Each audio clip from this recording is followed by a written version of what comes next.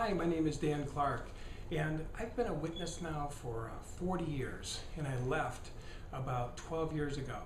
And what I wanted to share with you today was I am going to be making 2 videos. And in this first video, I want to share with you how people get hooked into Jehovah's Witnesses. And then in the second video, I want to share with you how to get unhooked. I've been unhooked now for about 12 years, and I've written a book called Eyewitness, the Shocking Insider Story of Jehovah's Witnesses. And inside, I just show my journey on how I was a witness, what life looks like as a witness, and how I got out. It's a great read, and if you want to read about it, you can go to my website at www.lifeafterreligion.com/radio, and you can get a copy downloaded to you. But anyway, I wanted to share today because I used to do a lot of witnessing. I was a ministerial servant back in the 80s, and I auxiliary pioneered from time to time, so we learned how to talk to people and how to engage them in conversation so that we could get them to come to the Kingdom Hall, so we could get them to take our free home Bible study. And what I want to share today with you is how people get hooked. It's so easy to get hooked into that organization. It's so easy to be indoctrinated. I just have to tell you, witnesses are very trained. We learn how to reason from the scriptures. We have a book called Reasoning from the Scriptures, and we learn, just like a salesman, we learn how to overcome objectives. We learn how to overcome when people say they're busy. Example, like if people say, well, I'm busy today, we'll say, well, we'll make our message short. If somebody says, well, I'm a Christian or I'm a Catholic, we would say, well, oh, you believe in Jesus also, and so on and so forth. But we could handle objections. We were trained to handle objections and pretty much overcome any kind of argument that we would have at the door. So we were very trained when we came to your door, and we were very prepared about what it was we were going to say and how we were going to say it. Most of the time we would pick a current event, and we would say, have you noticed there was this big earthquake over in somewhere in California? And you'd say, yeah. And we'd say, did you know that that was a sign of the times of the end? And most people say, no, I didn't know that. So they would open up the Bible and they would show you that these are the signs of the time of the end, earthquakes. And you'd say, wow, that's pretty interesting. They'd say, well, did you know too that we're very close to this earth becoming a paradise? And you would say, wow, is that so? And they'd show you in the Bible. And the question is, how do we get hooked? How does that hook us? Well, the interesting thing is, many of us, the whole world, is looking for truth. We're wanting truth. We're wanting to know why all this chaos is happening. Why are we going to war? Why are people dying? Why did my uncle die? Why did my baby brother die?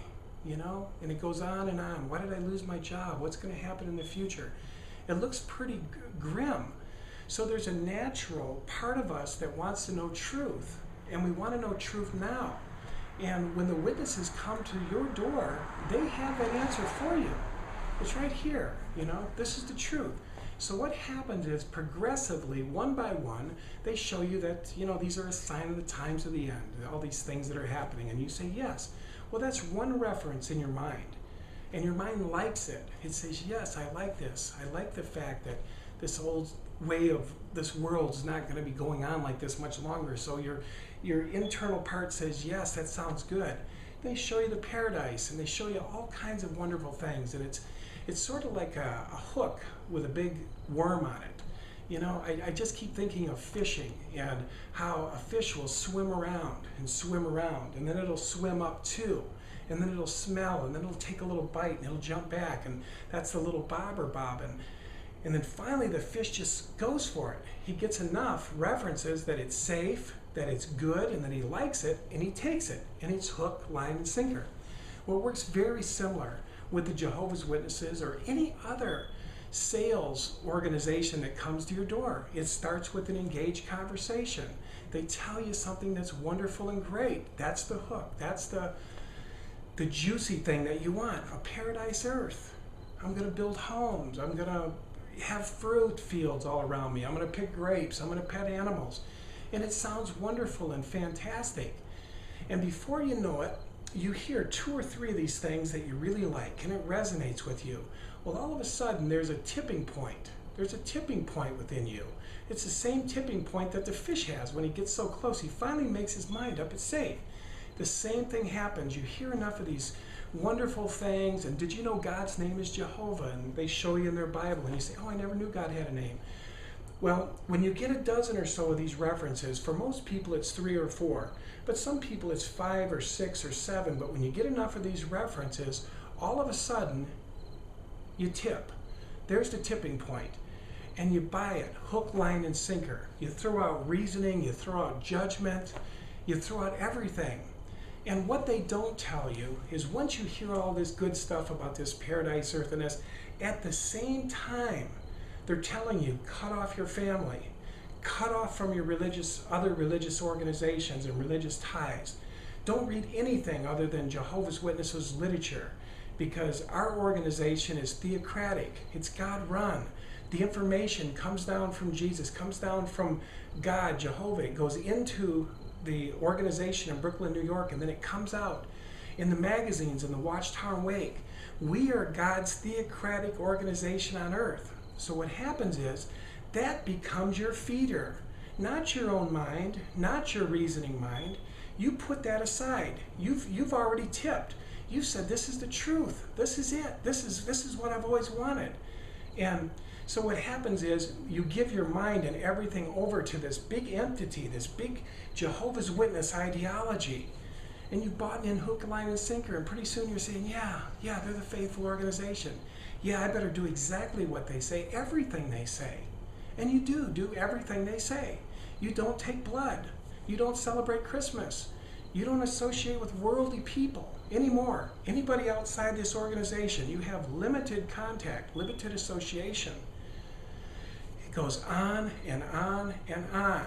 You're told how to cut your hair, not to wear a beard. It goes on and on and on and on. It never stops. And that becomes your thinking. That organization thinks for you. And it tells you how to have sex, how to do this. You wouldn't believe it. And you'd never do it. But what happens is, once that tipping point hits, once you've got enough references to say, I think this is the truth, and I'm going for it, you wonder, how do people make 5 meetings a week? They don't do this, they don't celebrate Christmas, they don't do birthdays, they cut off their family. Well, it's not overnight. It's little by little by little. Once the very first couple of things they tell you when you first start studying is don't tell anybody that you're studying.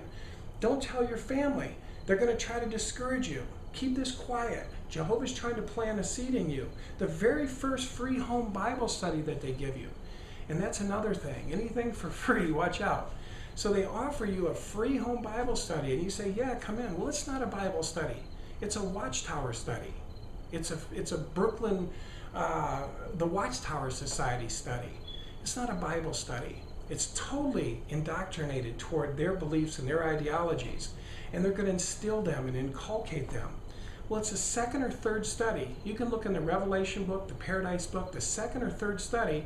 They're telling you to cut off your family, your flesh and blood, the people who brought you into this world. They're telling you, don't tell them about this. Jehovah's trying to plant a seed in you. Don't let the devil pluck it out. And they've got a picture of a guy studying with the family there, and it's in secret. So little by little by little, they're indoctrinating you. And then they're putting in fear. Jehovah's angry. He's going to come back any day, and he's going to vindicate his sovereignty. He's going to make his name known.